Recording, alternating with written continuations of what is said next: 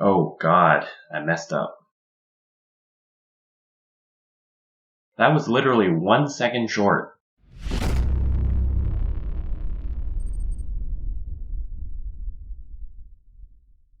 Hey, WAN Trans here. Another weekend, another reset. Speaking of, I hope you all had an awesome weekend and hopefully had a great reset also. So, this reset for me in particular wasn't any ordinary reset, and I think there were many things both from RNG means, but mainly personal choices during my reset that combined led to the outcome you'll see at the end of the video. So I'll do my best to highlight the most accurate thoughts I had during my battles, and hopefully you can walk away with some new insight.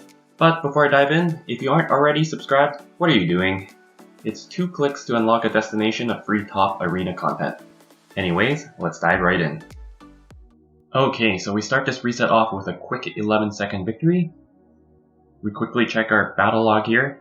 You'll notice that this reset in particular, I'm keeping a very close attention to my battle log and just making sure that my defense is holding. And right off the beginning there, it looks like it's doing super well. We're just looking around here, just doing a quick refill. And we notice the team here, which is higher resistance, so I switch out and bring my higher accuracy slower timer in as a counter.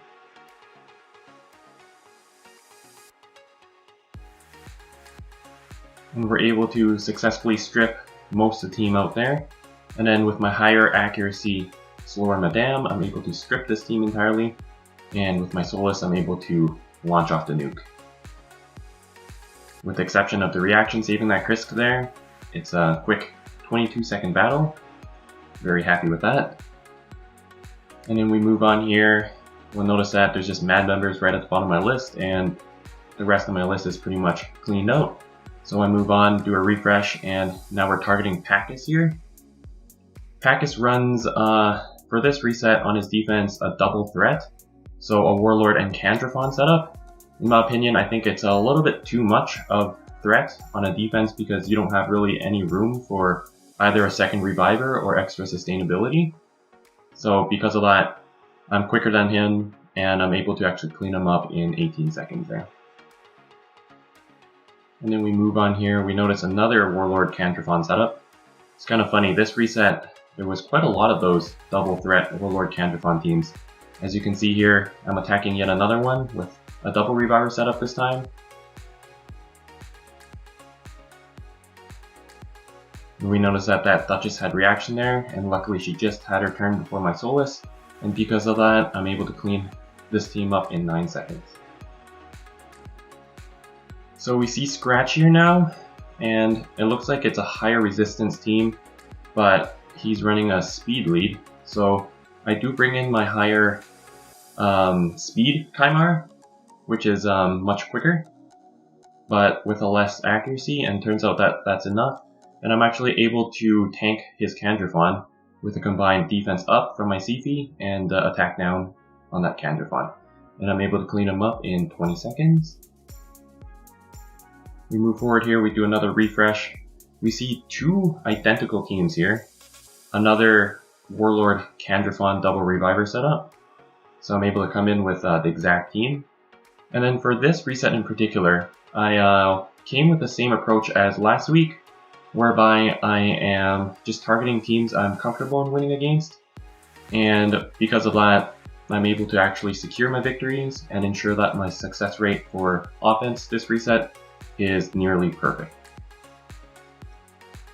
And I find that it's very important to keep a perfect offense win rate, because whenever you get any losses on offense, not only do you need another offense victory to offset that loss, but then you need another third battle to actually start gaining points again. So any losses on offense is a huge kink on your push, and where possible, I would suggest to try to avoid sustaining any losses by choosing teams that you're very comfortable against and just being overall very picky with who you choose to attack. So we notice there again, lots of man members towards the bottom. We see one of Panda's ults here with I think a little bit of a higher resistance setup, but because he's running a Valkyrie, I choose to bring Valkyrie of my own just in case he's hiding a very fast CP behind that resist lead.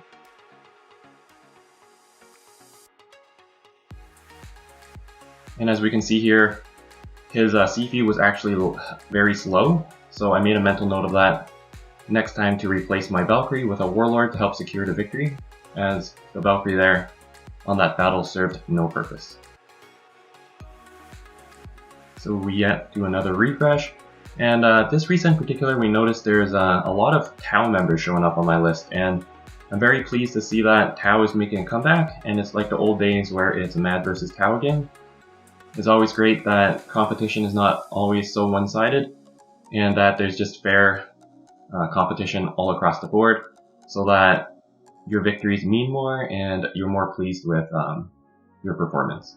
So as we can see here, that Necrit kept his Candrafon alive, but because that Candrafon seems to be the only one in Swift Parry, even though that Candrafon survives, it's no big deal. If anything, it's just a stall option at this point. And I'm able to clean him up in just about 30 seconds at most. And then we move on here, we see Scratch yet again. He's quite low in the points now, based on where I'm standing, and he's running a 3 Reviver setup, so I decided against attacking it. We see again Panda's ult here, where I remember I was able to beat him without my Valkyrie, so here I'm scrolling and looking for my Warlord. We can't find him, so I quickly do a sort by rank and finally find the guy. And we're able to go in here, and I know that this battle is now a guaranteed victory, so I'm always going to be on the lookout for Panda's ult this reset.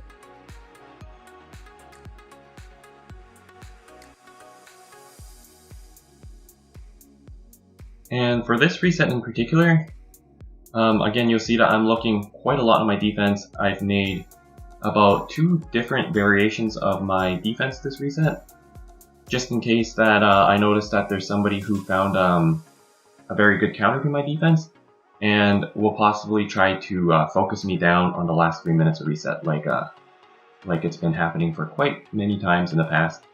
And then we're against Johnny Hex here, and particularly I made the smart choice here to bring my Valkyrie just to test up his defense to begin with, as it's the first time attacking him this reset.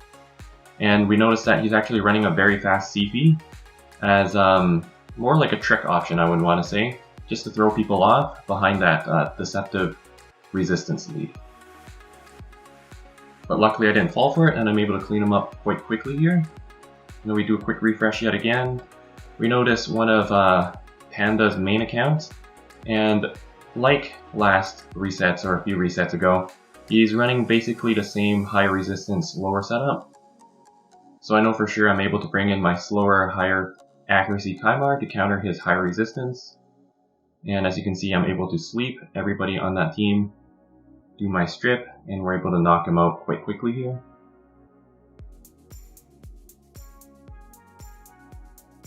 So we do a quick rinse and repeat here, a quick 19-second farm. And then yet again, we're looking at defense. Looks like there are guys beginning to focus me from Tau. And here I'm a little bit undecided as to whether or not I should change my defense. And I finally decided that, hey, I'm not going to touch it anymore, just in case, because sometimes when you do make a defense change in the middle of reset, it can actually end up going the opposite way and not going to your benefit. So that was actually a smart choice, I think, on my behalf this reset, by keeping my defense the way it was, as at this point in time there was about a 50% win rate, and that's actually very respectable. So we're down to about 13 minutes left to reset, and then we're looking around here just for more teams to attack. We see a lot of Mad members towards the bottom. We see an Ursuga team, so it seems like a little bit of a high resistance setup, and because there's no threat on this team, as far as a Warlord, I'm able to bring my Gosek and Yoshi team. So it's been a while since I've actually brought Yoshi into battle, and I think with the reaction meta, Gosek teams are going to be much more clutch. And here I make a huge mistake and actually attacked Ursuga with my A2, even though she didn't take her turn yet. So here I'm actually thinking to myself that I messed up really bad, and I might not be able to come back from this, and I'm possibly deciding should I weigh my chances and just exit the battle, but I decide against it, and I decide to just pull through and try to knock everybody out with that A3 from Chunda. Unfortunately, it didn't really do enough, but here still, it's still a little bit early, and there's still about like 12 minutes left to reset at this point in time, so I'm thinking that I'm able to pull something off here. And one of the changes I made to my Yoshi for this reset is that I increased his accuracy by quite a lot. So his stuns actually come in very handy. As you can see here, I'm able to stun that Duchess, so she serves as no revive threat anymore. So I'm able to do a strip, and I'm able to lap him enough so that I'm able to actually knock out the rest of the team. And now we just have this Tormund left to clean up.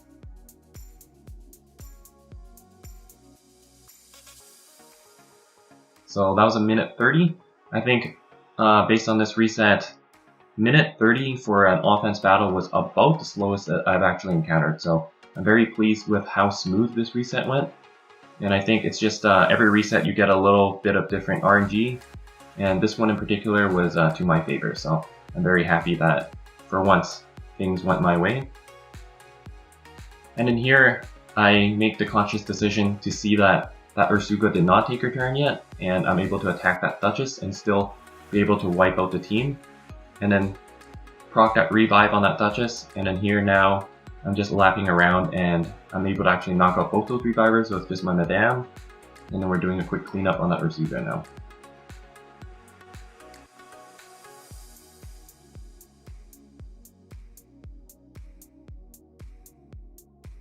And then we move on here. I think we're going to be seeing just another Force Immunity, Warlord, Sustain from Necrit, and Arbiter Revival speed team.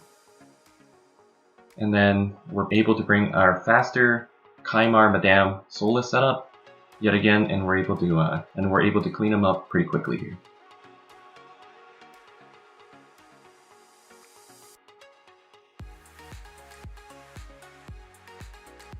So 18 seconds, very happy with that.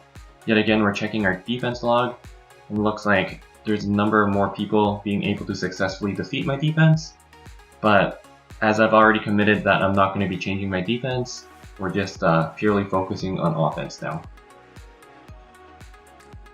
So we're attacking Panda here yet again with my higher accuracy, faster Kaimar. Slower Kaimar, I should say, not faster. And we're able to successfully throw those sleeps off, able to get our strip off, and then we're able to rinse and repeat before any revives happen and clean them up.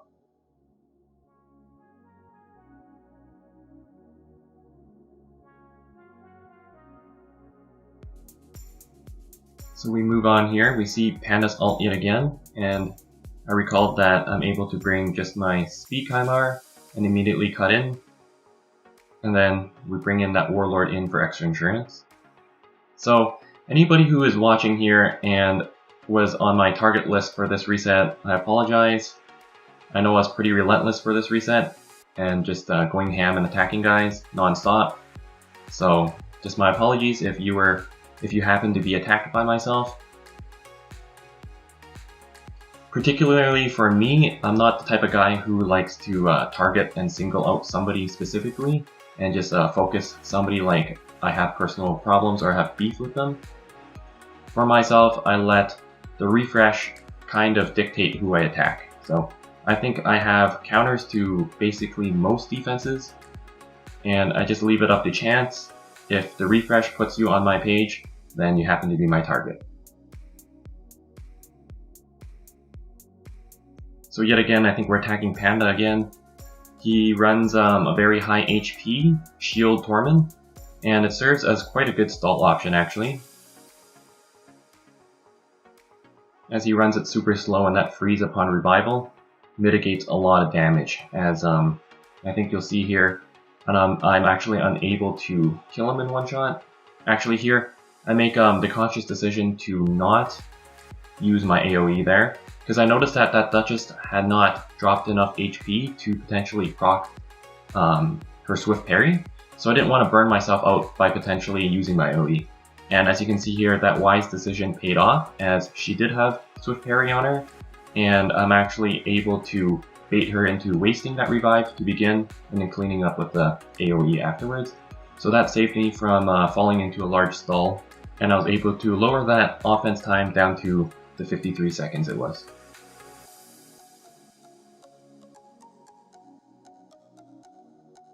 So we're moving forward here now, yet again another CV Duchess Warlord Tormund immunity force type of defense. And because I'm actually quicker than them, I'm able to actually go first, skip their turns, and reliably clean them up. So 21 seconds there. We have a lot of people, I'm not sure if that's the real Tau Hades, not Tau Hades, but Hell Hades I should say. There's a lot of people just changing their names to Hell Hades recently, from my clan also, and from other clans, and it's getting confusing who's who. Then we see here, we're bringing Yoshi in yet again, as this defense is just a double revive, double sustain, no threat. So I'm able to actually let them go first, waste all their buffs, and I'm able to bring my accuracy up, and even though I bring my accuracy up here, I get unlucky, and that Krisk is able to maintain his buffs there. So here I think I'm in a little bit of trouble, but luckily I'm able to actually land that stun off by tactically increasing the accuracy on my Yoshi for this reset. And because of that, I'm able to actually skip Zifi's turn and make sure that she's in check so that she doesn't serve much as a threat. And here I'm just trying to lap around and control that Duchess so that she doesn't get a revive off now. We'll do a little bit of turn meter decrease. And actually she must have wasted her revive as she didn't choose to revive there. So I'm actually lucky that I'm able to keep her controlled there, and then we have a True Fear offer on her now. And I think that True Fear actually stopped her from reviving right there, so that was again a big thank you to RNG for me this reset. We're able to actually clean her up now, just undecisive of who to attack there, but we finally choose that Duchess and we're able to clean up. So here we'll notice that we're attacking Split, a triple revive Warlord threat combination. And I know in the past I'm able to actually defeat his team pretty quickly here with my speed setup.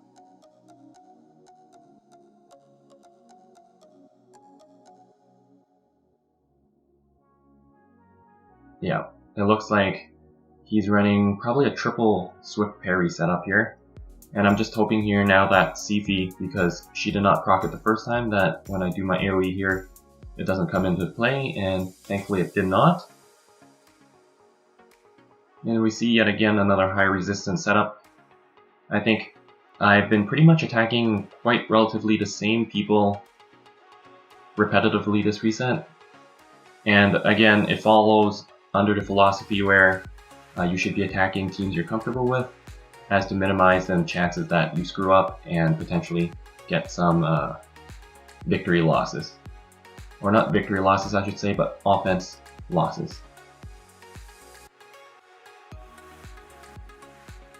So here again, we do a very conscious, smart decision to save my Solas's AoE attack, and we're able to proc off that Swift Parry on that Duchess, and because Solas has built-in Swift Parry on his kit, I'm able to keep her controlled there and prevent her from reviving, so I'm actually safely able to use that AoE afterwards, and now we just have that Tormund to clean up. So these shield Torments I'm finding are quite a good stall option, as it's making my battles at about 10 seconds longer than they should be, just simply because they're so tanky. So we see here now that we have 3 minutes left of reset, and Pacus is going Relentless against me. So again, at this point in time, I was really considering changing my defense, but I decided that I'm going to focus purely on offense now and just try to squeeze in as many battles as possible. And you'll notice here that I bring in my Seeker for once. I built Seeker and immunity specifically for this reset, and his purpose is to grant me a defense lead and allow my team to easily survive against Cantrifons. As in the past, I've noticed that specific very high damage built Cantrifons can actually kill my Trunda through my 100k HP shield from Krisk. And as we can see, we clean up very quickly here in 33 seconds.